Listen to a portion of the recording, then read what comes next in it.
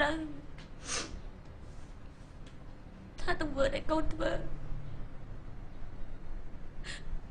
វាខុសខ្លាំងណាស់ចំពោះគ្រួសារចំពោះសង្គមតែកូនធ្វើម៉េចបើចិត្តកូនកើតមកវិញចឹង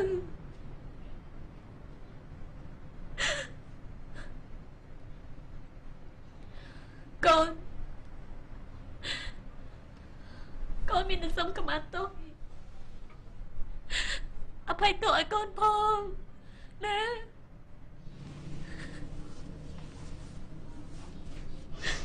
បើ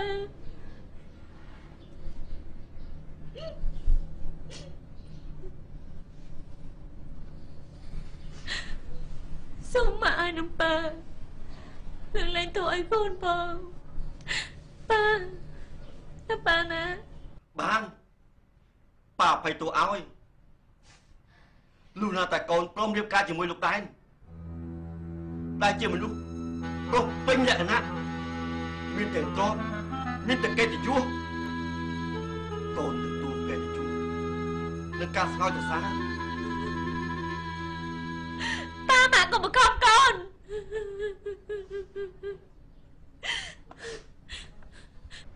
កូនកូនលើគេនិយាយថាលោកដែនហ្នឹងមានប្រពន្ធហើយមាននឹងកូនធំទៀតហើយមានស្រីច្រើនរាប់មិនអស់ម៉ាក់គិតមើលគេអាយុច្រើនប៉ុណ្ណាហើយទ្រព្យសម្បត្តិគេក៏ច្រើនប៉ុណ្ណេះទៀតគេមិននឹងអាចទៅនេបានទៅបើប៉ានឹងម៉ាក់ថាកូនស្រឡាញ់ស្រីដូចគ្នាវាមិនល្អបាត់បង់កិត្តិយសអាស្រូវគេឈ្មោះចុះបើកូនការចាប់ប្តីគេនោះវាមិនដូចគ្នាទៅហើយទេហើយវាបានធ្វើបាបចិត្តស្រីម្នាក់បាបជាងកូនស្រឡាញ់ស្រីដូចគ្នាទៀតណាម៉ាបើគេនិយាយកូនឯងជឿគេណាតែបើប៉ាម៉ាក់និយាយកូនឯងមិនដែលជឿទេរឿងហ្នឹងណាប៉ាម៉ាក់បានស៊ើបសួរគេរួចហើយគេធ្លាប់មានប្រពន្ធកូនមែនតែប្រពន្ធគេផាត់រត់តាមប្រុសក្មេងបាត់ហើយរឿងស្រីញីខាងក្រៅជារឿងធម្មតារបស់មនុស្សប្រុសមានលុយអាគេមករៀបការជាមួយយើងបានន័យថា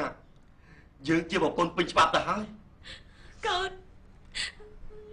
ព្រមទេម៉ាមិនព្រមទេទោះជាមនុស្សប្រុសនោះមិនមែនលោកដែនក៏ដោយឲ្យតែជាប្រុសពិតប្រាកដខ្វាក់ខ្វិនក៏ដោយតែមកស្រីមិនស្រីប្រុសមិនប្រុសគឺមកហាមដាច់ខាតហើយគឺមិនព្រមទេថ្ងៃលេងថ្ងៃរៀងចាប់ពីពេលនេះទៅត្រូវត្រៀមខ្លួនរៀបការជាមួយលោកដែនជាដាច់ខាតហើយប្រាមកមកវាឃ្លៀនញាតមិនដៀលចេអាសូរខ្លួននឹងហេតុអ្វីកើតមកខុសគេចិត្តមិនចង់ទេបែរជាមានពី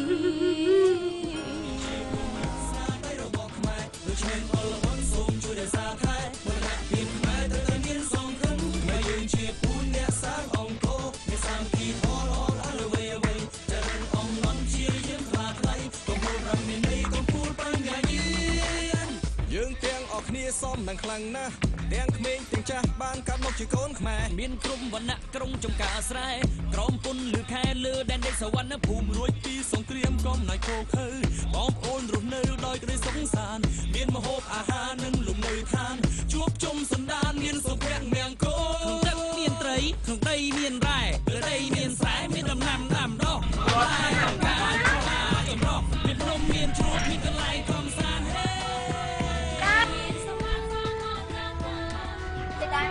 ចុកទេបាទចិត្តញ៉ាំឡើងប៉ាឡើង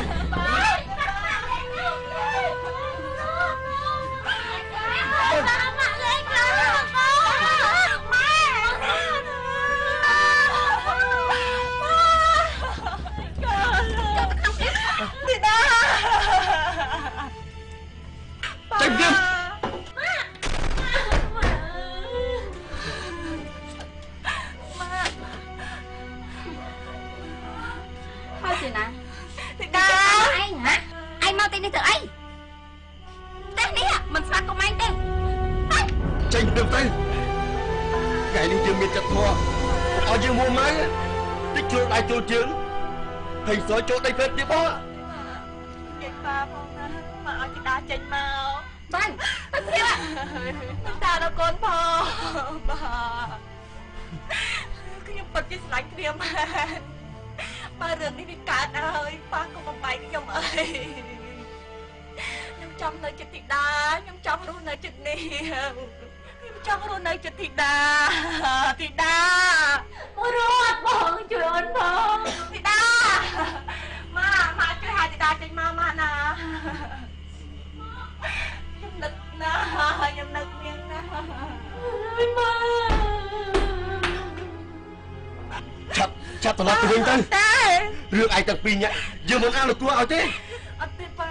ដោយសារការយករឿងឯងចាក់ដងគ្នាពីមុនមកធីតាអត់យើងមិនធ្វើឲ្យឯងទេធីតាបងចាំអូនណាតែយើងនិយាយចុងក្រោយ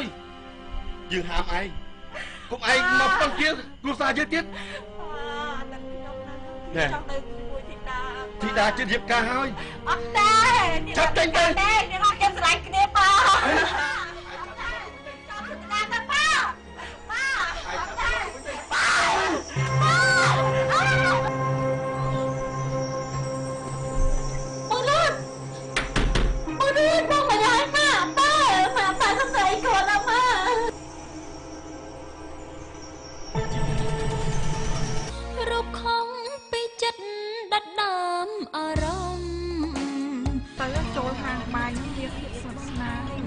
ម្នាក់ហ្នឹងញ៉ែញ៉ក់ប្តីឯងមើលទៅអត់ជិះចូលដល់មុខពើខ្ញុំចឹងតែធ្វើការបងមកមិនឈប់ការកុហកនេះទៀតទៅចឹងបានន័យថាលោកគឺជាលោកដែរពិតហើយពិតជាឆ្លាតមែន